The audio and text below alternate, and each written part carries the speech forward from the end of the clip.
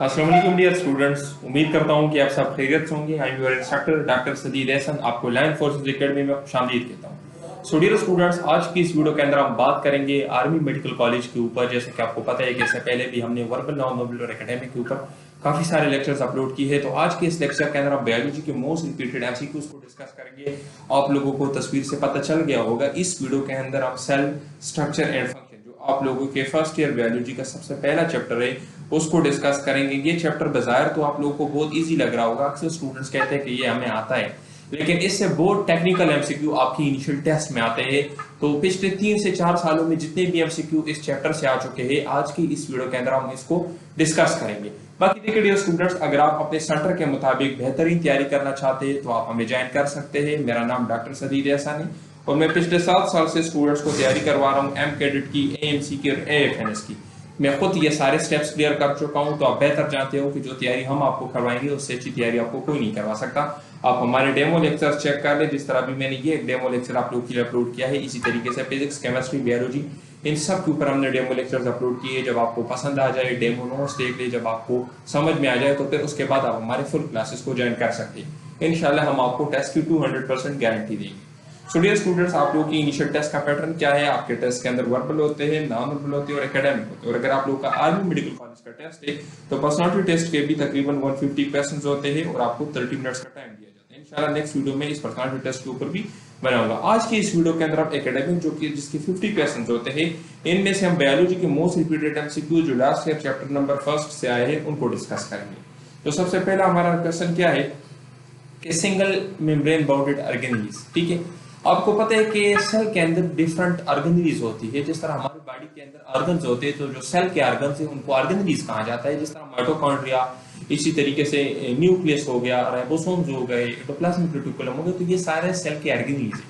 तो आपकी initial test में आपसे क्वेश्चन पूछा जाता है कि सेल के अंदर कौन से ऑर्गेनेल्स ऐसे हैं जिनके ऊपर सिर्फ, जिनके बाहर सिर्फ एक मेम्ब्रेन यानी सिंगल फास्फोलिपिड मेम्ब्रेन होती है। ठीक है, तो ये आपसे लाजमी क्वेश्चन पूछा जाता है। काफी टाइम ये इनिशियल टेस्ट में पूछा गया है।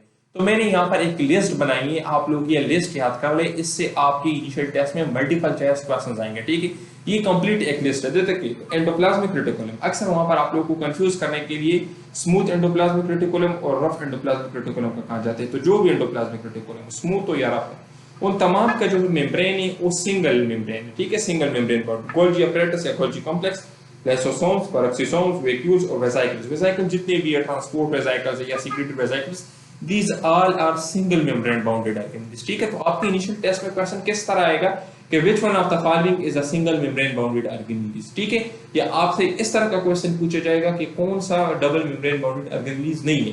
तो बहुत सारे आपको डबल मेम्ब्रेन बाउंडेड ऑर्गेनेल्स दिए गए होंगे और उनमें से एक इनमें से दिया जाता है। ठीक है, तो या तो आपको बताया जाता है कि which one of the following is a single membrane bounded organelle, या आपको बताया जाता है कि कौन सा डबल मेम्ब्रेन बाउंडेड ऑर्गेनेल्स नहीं है। तो मुख्तलिफ तरह से क्वेश्चन इसमें पूछे जा सकते हैं।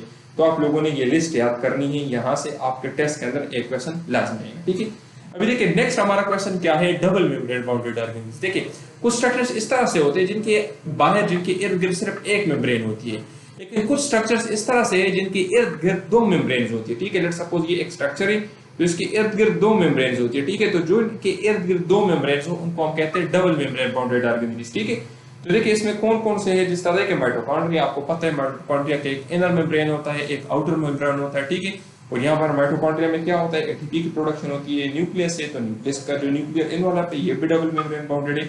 और क्लोरोप्लास्ट जिसके अंदर फोटोसिंथेसिस होती है, जो कि प्लांट सेल में सिर्फ अवेलेबल है, ये भी एमसीक्यू है कि क्लोरोप्लास्ट एनिमल सेल में नहीं होता। ठीक है, क्योंकि इसके अंदर फोटोसिंथेसिस नहीं होना है, फोटोसिंथेसिस प्लांट का प्रोसेस है। तो ये भी डबल मेम्ब्रेन बाउंडेड ऑर्गेनेल है। तो इसमें आपसे पूछा जाता है कि which one of the following is not a single membrane bounded organelle. तो देखिए ये सारे तो डबल मेम्ब्रेन है ना, सिंगल मेम्ब्रेन तो नहीं है, तो आपने इनमें से एक ऑप्शन चूज करना है।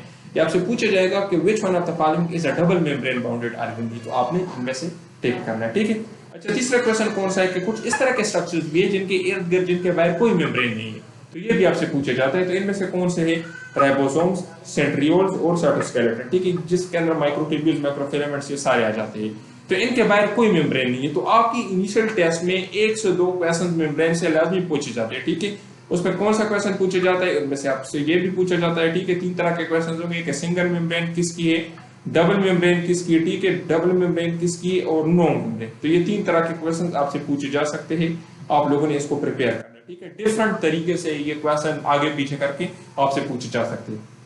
अच्छा, नेक्स्ट हमारे पास माइटोकॉन्ड्रिया से रिलेटेड बहुत सारे क्वेश्चंस इनिशियल टेस्ट में आ चुके हैं, तो ये सारे हम डिस्कस करेंगे। माइटोकॉन्ड्रिया से रिलेटेड सबसे पहला क्वेश्चन क्या है, यहाँ पर हम थोड़ा डायग्राम देख लेते हैं। तो देखिए, मैंने माइटोकॉन्ड्रिया से रिलेटेड आपको ये बता दिया कि इसके दो मेम्ब्रेन्स होते हैं, एक ये जो आपको नजर आ रही है आउटर मेम्ब्रेन है, एक ये जो आपको नजर आ रही है इनर मेम्ब्रेन है। तो ये एक डबल मेम्ब्रेन स्ट्रक्चर है। तो पहला क्वेश्चन तो आपका ये हो गया। इसी तरीके से देखिए, इसके अंदर ये मैट्रिक्स है, ठीक है, मैट्रिक्स है, डीएनए है। अच्छा देखिए, इसके अंदर डीएनए भी है, ठीक है। ये एक इंपॉर्टेंट क्वेश्चन है कि इसके अंदर अपना डीएनए अवेलेबल है, इसके अंदर डीएनए अवेलेबल है। तो ये सेल्फ रिप्लिकेटरी ऑर्गन या ऑटोनॉमस रिप्लिकेशन इसके अंदर होती है, ठीक है।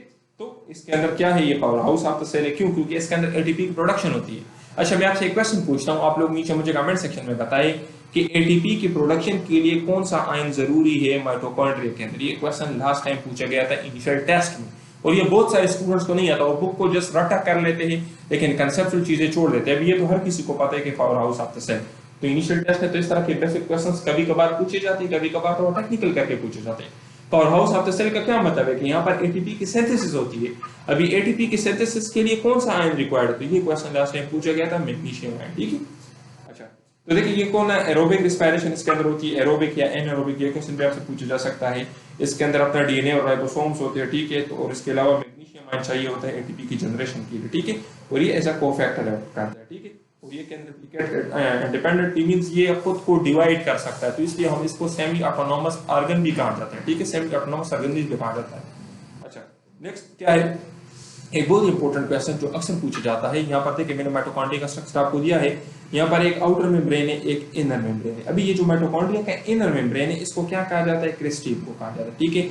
और एक है सिस्टर्नी। इसमें अक्सर स्टूडेंट्स कंफ्यूज होते हैं कि ये क्रिस्टी क्या है और ये सिस्टर्नी क्या है। हम खुद भी जब आपके टाइम में थे, जब आप एमडी कैट की तैयारी कर रहे थे, आर्मी मेडिकल कॉलेज की तैयारी कर रहे थे, तो हमें भी ये कंफ्यूजन होती थी कि ये क्रिस्टी क्या है और ये सिस्टर्नी क्या है, और इसके अंदर डिफरेंस क्या है। तो देखिए डियर स्टूडेंट, ये जो क्रिस्ट है, जो कि जिसका स्पेलिंग थोड़ा सा शॉर्ट है, ये माइटोकॉन्ड्रिया के इनर मेम्ब्रेन को कहा जाता है। जिस तरह मैंने आपको कहा कि ये माइटोकॉन्ड्रिया है, तो इसके अंदर दो मेम्ब्रेन होते हैं, एक इनर मेम्ब्रेन, एक आउटर मेम्ब्रेन। तो जो इनर मेम्ब्रेन है इसको कहते हैं क्रिस्ट है, ठीक है। और इसके अलावा जो आपके पास वेसाइकल्स होते हैं, जो सेक्स होते हैं गोल्जी कॉम्प्लेक्स के और एंडोप्लाज्मिक रेटिकुलम के, तो उसको कहा जाता है सिस्टर्नी। आप लोगों ने देखा होगा ना उसको, जिस तरह का स्ट्रक्चर होता है ये गोल्जी कॉम्प्लेक्स का, तो इसको कहा जाता है सिस्टर्नी, ठीक है। तो ये दोनों गया। तो क्रिस्ट कहां पर होता है, माइटोकॉन्ड्रिया में, ये क्वेश्चन पूछा गया था लास्ट टाइम, ठीक है।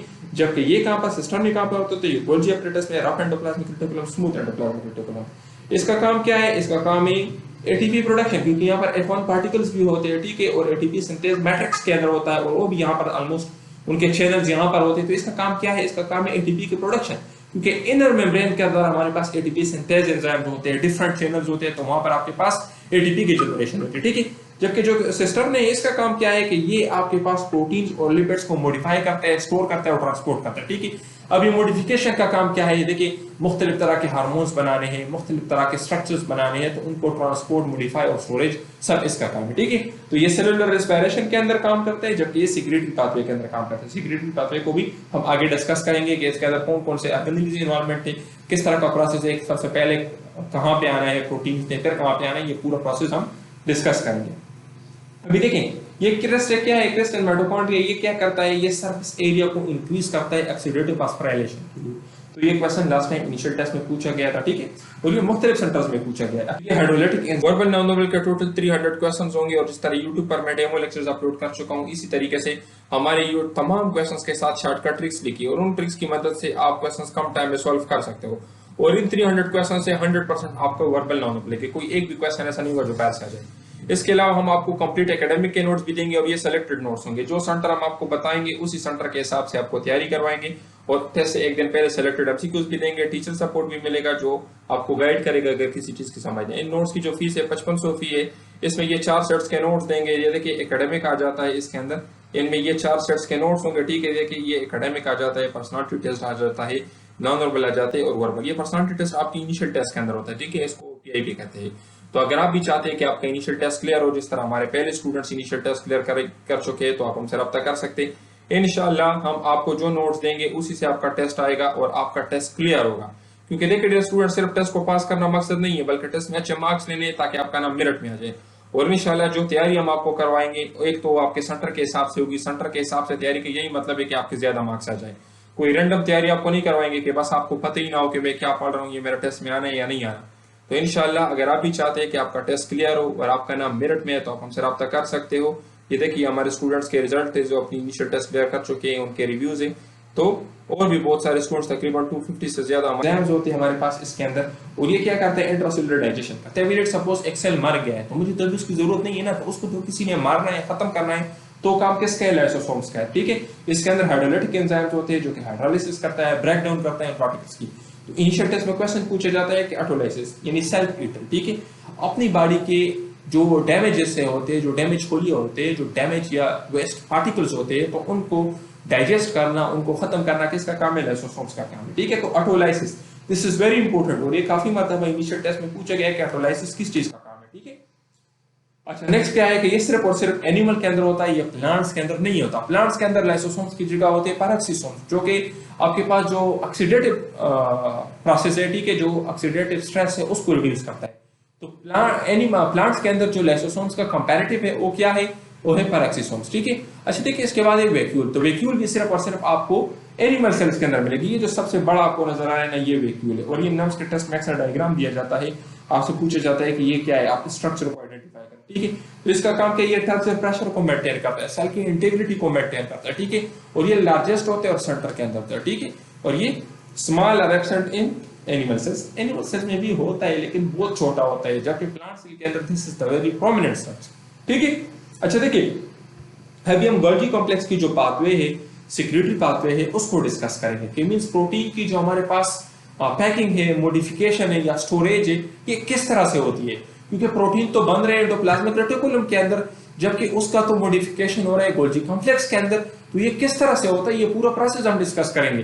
क्योंकि आपकी इनिशियल टेस्ट में इस प्रोसेस के ऊपर एक क्वेश्चन आता है, आपसे पूछे जाते हैं कि पहले प्रोटीन कहां पर होंगे, जिस तरह के पहले एंडोप्लाज्मिक रेटिकुलम के अंदर है, फिर गोल्गी कॉम्प्लेक्स के अंदर आएंगे, उसके बाद ये कहां पे जाएंगे। तो इस तरह का एक पूरा प्रोसेस, एक एमसीक्यू आपको दिया जाता है और जिसके एरोस की फॉर्म में आप लोगों ने उसका करेक्ट आंसर बताना होता है। ठीक है, तो पहले देखिए सबसे पहला क्या है, गोल्गी कॉम्प्लेक्स क्या करता है, ये प्रोटीन और लिपिड की सिक्रीशन करता है और उनको डिलीवर करता है डिफरेंट ऑर्गेनिल्स पे। ठीक है, ताकि वो उनको यूज करे। अभी देखिए अगर मेम्ब्रेन के पास चला गया तो हमारे पास लिपिड पास को प्रोटीन्स होते हैं तो मेम्ब्रेन बनाने के काम आ जाएगा। इसी तरीके से देखिए अगर न्यूक्लियस के अंदर चले गए तो वहां पर भी डिफरेंट हार्मोन्स ने बनना है, डिफरेंट एंजाइम ने बनना है, तो उसके काम आ जाएगा। तो गोल्गी कॉम्प्लेक्स का काम क्या है कि ये पैकेज करता है, पैकेजिंग करता है, मॉडिफिकेशन करता है लिपिड और प्रोटीन को, और उनको फिर सप्लाई करता है सेल के डिफरेंट ऑर्गेनेल्स को, ताकि वो उसको यूज करे और सेल के फंक्शंस के लिए। ठीक है, तो देखिए अभी हम पाथवे को डिस्कस करेंगे। तो पाथवे में सबसे पहला काम क्या है, प्रोटीन सिंथेसिस। प्रोटीन और लिपिड कहां पर बनने हैं, ये एंडोप्लाज्मिक रेटिकुलम के अंदर बनने हैं। रफ एंडोप्लाज्मिक रेटिकुलम क्या करेगा, प्रोटीन को सिंथेसाइज करेगा। स्मूथ एंडोप्लाज्मिक रेटिकुलम क्या करेगा, ये लिपिड को सिंथेसाइज करेगा। और ये क्वेश्चन 2023 में पूछे गए कि स्मूथ एंडोप्लाज्मिक रेटिकुलम का काम क्या है, तो लिपिड्स की सिंथेसिस। ये रफ का तो हर किसी को पता होता है कि इसके ऊपर राइबोसोम्स अटैच होते हैं और राइबोसोम का काम है प्रोटीन सिंथेसिस।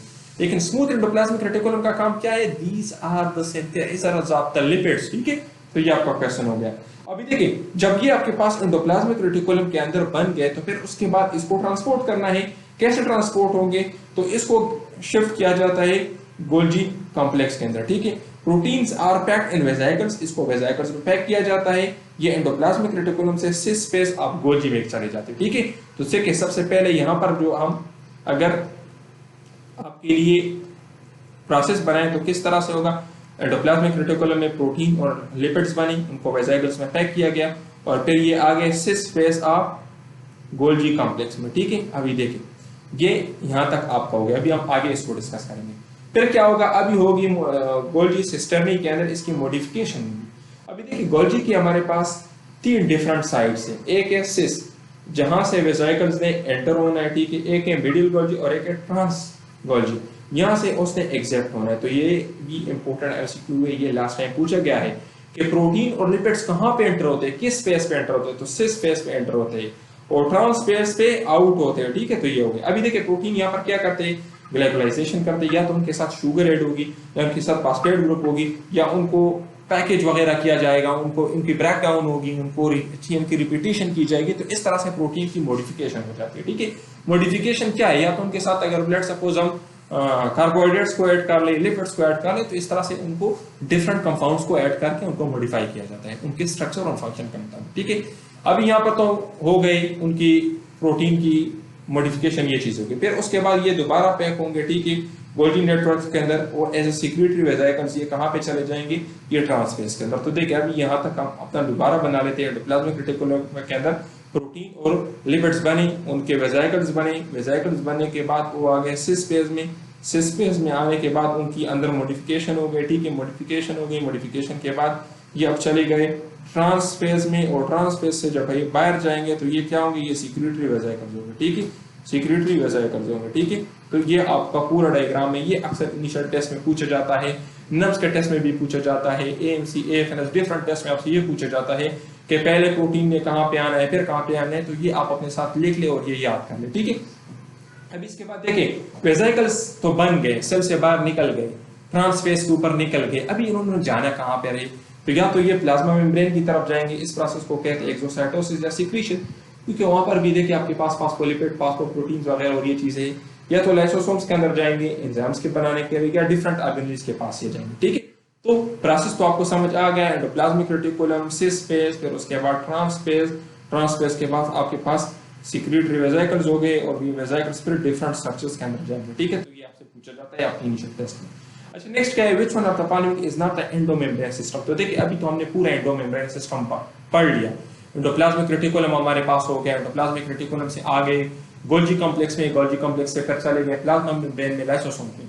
तो ये एंडोप्लाज्मिक रेटिकुलम आपके पास, ये आपके पास इसके बाद जो गोल्गी कॉम्प्लेक्स है, या उसके बाद जो आपके पास लाइसोसोम है, तो ये सारे तो एंडोमेम्ब्रेन सिस्टम है ना, सारे एक दूसरे के साथ लिंक्ड है, लेकिन माइटोकॉन्ड्रिया का इस एंडोमेम्ब्रेन का सिस्टम का हिस्सा है नहीं है। तो देखिए स्टूडेंट्स, आप लोग ब्लाइंड रटे ना लगाए, इस तरह से समझे कि अभी जो मैं सिक्रेटरी पाथवे पढ़ रहा हूँ, एंडोमेम्ब्रेन सिस्टम पढ़ रहा हूँ, इसके अंदर डिफरेंट ऑर्गेनेल्स कौन कौन से है। वहां पर जब आपसे ये क्वेश्चन पूछा जाता है तो फिर आप कहते हो कि ये तो बुक के अंदर नहीं है, ठीक है, ये बुक के अंदर डायरेक्ट तो नहीं लिखा गया, लेकिन ये तो इसी से उठाया गया है। थोड़ा कंसेप्ट अपना क्लियर किया करे कि इसके अंदर कौन कौन से ऑर्गेनेल्स है, किस किस तरह से क्वेश्चन आते हैं। तो यही हमारी तैयारी के अंदर यूनिक पॉइंट्स होते हैं कि जो हम आपको तैयारी करवाते हैं उसमें हम आपको सारे कंसेप्ट क्लियर करते हैं, ताकि आपकी इनिशियल टेस्ट के अंदर अगर कोई भी क्वेश्चन आ जाए तो आपको उसके अंदर मुश्किल ना हो। हम कॉम्प्लेक्स से कॉम्प्लेक्स कंसेप्ट्स को आपके लिए इजी कर लेते हैं। तो अगर आप हमारे फुल क्लासेस को ज्वाइन करना चाहते हैं तो ये हमारा कांटेक्ट नंबर है, इस पे आप रब्ता कर सकते हैं। तो इसका आंसर क्या है, माइटोकॉन्ड्रिया। अच्छा देखिए, which organelle is responsible for detoxification in liver cells. तो याद रखिए dear students, smooth endoplasmic reticulum जो है, तो ये आप अपने साथ लिख लें कि ये डिटॉक्सिफिकेशन करता है, ठीक है। लिवर का काम क्या है, डिटॉक्सिफिकेशन है ना। अभी लिवर के अंदर डिटॉक्सिफिकेशन किसने करना है, तो ये स्मूथ एंडोप्लाज्मिक रेटिकुलम ने करना है। अच्छा, अगर मैं आपसे एक और क्वेश्चन पूछूं, नीचे आप मुझे बताएं कि लिवर के जो मैक्रोफेजेस है उसका नाम क्या है। ये भी लास्ट टाइम इनिशियल टेस्ट में पूछा गया था कि लिवर के मैक्रोफेजेस का नाम क्या है। ये आप कमेंट सेक्शन में मुझे बताएं, मैं भी फिर आपको कमेंट सेक्शन में इसका जवाब दे दूंगा। अच्छा, राइबोसोम्स कहां पर सिंथेसाइज होते हैं, तो राइबोसोम्स न्यूक्लियोलस के अंदर सिंथेसाइज होते हैं, और न्यूक्लियोलस कहां पर है, ये न्यूक्लियस के अंदर, ठीक है। अच्छा, सेमी ऑटोनोमस ऑर्गेनेल्स मैंने आपको बता दिया था कि कौन सा है, तो ये माइटोकॉन्ड्रिया आपके पास है, क्योंकि इसके अंदर अपना डीएनए और राइबोसोम्स होते हैं। अच्छा, which one of the following organelles are generated from the invagination of plasma membrane। तो ये इन्वेजिनेशन थ्योरी से लिया गया है, ठीक है। तो इसमें जो आपके पास एंडोप्लाज्मिक रेटिकुलम है और न्यूक्लियर मेम्ब्रेन है, तो ये प्लाज्मा मेम्ब्रेन से बने गए, ठीक है। तो आपसे ये भी क्वेश्चन पूछा जाता है कि डेरिवेटिव्स ऑफ प्लाज्मा मेम्ब्रेन, ये क्वेश्चन हमारे टाइम में अक्सर पूछा जाता था नम्स के टेस्ट में कि डेरिवेटिव ऑफ प्लाज्मा मेम्ब्रेन कौन कौन से, तो एंडोप्लाज्मिक रेटिकुलम और nuclear membrane. Which organelle is not is involved in photo respiration in plant. तो देखिए ऑर्गेनिजम्स क्या करते हैं, ये फोटो रेस्पिरेशन करते हैं, ठीक है। तो ये आपके पास होगा। Smooth endoplasmic reticulum is involved in lipid synthesis. ये क्वेश्चन देखिए मैंने आपको बता दिया है कि इसका काम क्या है, लिपिड सिंथेसिस और डिटॉक्सिफिकेशन। कहां पर डिटॉक्सिफिकेशन करता है, लिवर के अंदर करता है, ठीक है। तो लिपिड सिंथेसिस और डिटॉक्सिफिकेशन। नेक्स्ट क्या है, सेंट्रियोल क्या करते हैं, सेंट्रियोल सेल डिवीजन के अंदर काम करते हैं। इस तरह से ये देखिए सेल के अंदर दो सेंट्रियोल्स होते हैं ना, तो जब सेल की डिवीजन होती है तो ये इस तरह से जो क्रोमोसोम्स है उनको अपनी तरफ खींचता है। तो इसी तरीके से इसका काम होता है स्पिंडल फॉर्मेशन के दौरान, ठीक है। स्पिंडल फॉर्मेशन के दौरान सेल डिवीजन के अंदर ये काम करता है, और ये सिर्फ एनिमल सेल्स के अंदर होते हैं, और ये माइक्रोट्यूब्यूल्स के ऊपर कंपोस्ट होते हैं, ठीक है। क्लोरोप्लास्ट सिर्फ और सिर्फ प्लांट सेल्स के अंदर होते हैं, ठीक है। इसके अंदर क्लोरोफिल होता है, फोटोसिंथेसिस इसके अंदर होता है, और इसके अंदर भी डीएनए और राइबोसोम्स होते हैं। तो ये भी एक सेल्फ रेप्लिकेटरी ऑर्गन है। वर्बल नॉन वर्बल के टोटल 300 क्वेश्चंस होंगे, और इस तरह YouTube पर मैं डेमो लेक्चर्स अपलोड कर चुका हूं। इसी तरीके से हमारे ये तमाम क्वेश्चंस के साथ शॉर्टकट ट्रिक्स लिखी, और उन ट्रिक्स की मदद से आप क्वेश्चंस कम टाइम में सॉल्व कर सकते हो। और इन 300 क्वेश्चन से 100% आपका वर्बल नॉन वर्बल है, कोई एक भी क्वेश्चन ऐसा नहीं होगा जो पास आ जाए। इसके अलावा हम आपको कंप्लीट एकेडमिक के नोट्स भी देंगे और ये सेलेक्टेड नोट्स होंगे। जो सेंटर हम आपको बताएंगे उसी सेंटर के हिसाब से आपको तैयारी करवाएंगे और टेस्ट से एक दिन पहले सेलेक्टेड एमसीक्यूज भी देंगे। टीचर सपोर्ट भी मिलेगा जो आपको गाइड करेगा अगर किसी चीज की समझ है। इन नोट्स की जो फीस है 5500 फी है। इसमें ये 4 सेट्स के नोट्स देंगे। ये देखिए एकेडमिक आ जाता है इसके अंदर, इनमें ये 4 सेट्स के नोट्स होंगे। ठीक है, देखिए ये एकेडमिक आ जाता है, पर्सनालिटी टेस्ट आ जाता है, नॉन वर्बल आ जाते हैं और वर्बल। ये पर्सनालिटी टेस्ट आपकी इनिशियल टेस्ट के अंदर होता है। ठीक है, इसको ओटीआई भी कहते हैं। तो अगर आप भी चाहते हैं कि आपका इनिशियल टेस्ट क्लियर हो, जिस तरह हमारे पहले स्टूडेंट्स इनिशियल टेस्ट क्लियर कर चुके हैं, तो आप हमसे रब्ता कर सकते हैं। इंशाल्लाह हम आपको जो नोट्स देंगे उसी से आपका टेस्ट आएगा और आपका टेस्ट क्लियर होगा। क्योंकि देखिए स्टूडेंट, सिर्फ टेस्ट को पास करना मकसद नहीं है, बल्कि टेस्ट में अच्छे मार्क्स लेने ताकि आपका नाम मेरिट में आ जाए। और इंशाल्लाह जो तैयारी हम आपको करवाएंगे, एक तो आपके सेंटर के हिसाब से होगी। सेंटर के हिसाब से तैयारी का यही मतलब है कि आपके ज्यादा मार्क्स आ जाए। कोई रैंडम तैयारी आपको नहीं करवाएंगे कि बस आपको पता ही ना हो कि मैं क्या पढ़ रहा हूँ, ये मेरा टेस्ट में आना है या नहीं आना। तो इंशाल्लाह अगर आप भी चाहते हैं कि आपका टेस्ट क्लियर हो और आपका नाम मेरिट में है, तो आप हमसे रब्ता कर सकते हो। ये देखिए हमारे स्टूडेंट्स के रिजल्ट थे जो अपनी इनिशियल टेस्ट क्लियर कर चुके हैं, उनके रिव्यूज हैं। तो और भी बहुत सारे स्टूडेंट्स, तकरीबन 250 से ज्यादा। ठीक है, so thank you to the students. बहुत से रखिए।